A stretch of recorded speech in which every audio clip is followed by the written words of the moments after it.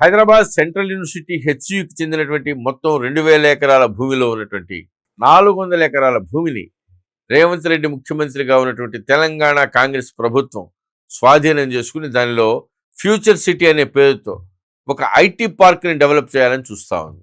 దాని ద్వారా ఒక 10 నుంచి 15,000 కోట్ల రూపాయల ఆదాయాన్ని తెలంగాణ కాంగ్రెస్ గవర్నమెంట్ ఎక్స్పెక్ట్ చేస్తూ ఉంది. ఇక్కడ అతిపెద్ద విషాదం ఏంటంటే ఆ 400 ఎకరాల భూమి ఒక రకంగా రిజర్వ్ ఫారెస్ట్ లాంటిది. కోతులు, జింకలు, లేళ్లు, నెమళ్ళు స్వేచ్ఛగా విహరించేటువంటి ప్రాంతం అది.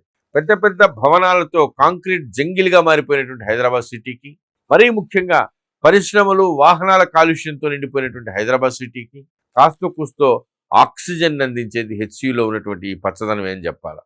అలాంటి పచ్చని అడవిని, అభయారణ్యాన్ని, పచ్చని ప్రకృతి సోయగాల్ని నాశనం చేసే పనికి పూనుకుంది తెలంగాణ కాంగ్రెస్ ప్రభుత్వం. అసలు కాంగ్రెస్ అంటేనే విధ్వంసం, వినాశనానికి చిరునామాగా మారుతూ ఉంది.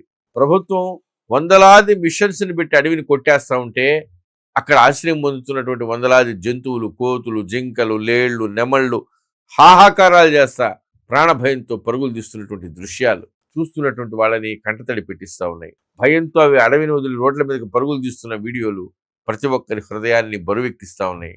అసలు ప్రభుత్వం ప్రతిపాదిస్తున్నటువంటి ఫ్యూచర్ సిటీ ప్రాజెక్టుకి మొత్తం ఎన్ని ఎకరాల భూమి కావాలి? ఈ 400 ఎకరాల భూమి దేనికి పనికి వస్తుంది వాళ్ళకి?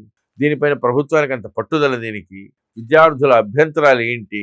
పూర్తి వివరాల కోసం నారదా న్యూస్ తెలుగు యూట్యూబ్ ఛానల్లో ఫుల్ వీడియో చూడండి.